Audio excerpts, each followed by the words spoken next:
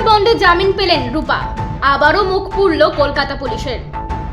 অবশেষে জামিন পেলেন রূপা গঙ্গোপাধ্যায়। বিজেপি নেত্রী রূপা গঙ্গোপাধ্যায়কে জামিন দিল আলিপুর আদালত। 1000 টাকার ব্যক্তিগত বন্ডে তার জামিন মঞ্জুর করা হয়েছে। বাঁশদ্রোণী থানায় রাতভর ধর্নার পর বৃহস্পতিবার সকালে তাকে গ্রেপ্তার করেছিল পুলিশ। বাঁশদ্রোণীতে জেসিবির পে লোডারের ধাক্কায় পিষ্ট হয়ে কিশোরের মৃত্যুর পর রাতে থানায় গিয়ে বিক্ষোভ দেখান রূপা। অভিযোগ, এলাকায় বিক্ষোভের সময় কয়েকজন বিজেপি কর্মীকে পুলিশ গ্রেপ্তার করে। তারই প্রতিবাদে বাঁশদ্রোণী থানায় গিয়ে ধর্নায় বসেছিলেন প্রাক্তন সাংসদ। বৃহস্পতিবার সকালে তাকে পুলিশ গ্রেপ্তার করে। তার বিরুদ্ধে পুলিশের কাজে বাধা দেওয়ার অভিযোগ আনা হয়। বৃহস্পতিবার বিকেলেই তাকে আলিপুর আদালতে হাজির করায় পুলিশ। এরপর দুপক্ষের সওয়াল শুনে আলিপুর আদালতের বিচারক 1000 টাকার বন্ডে রূপার জামিন মঞ্জুর করেন।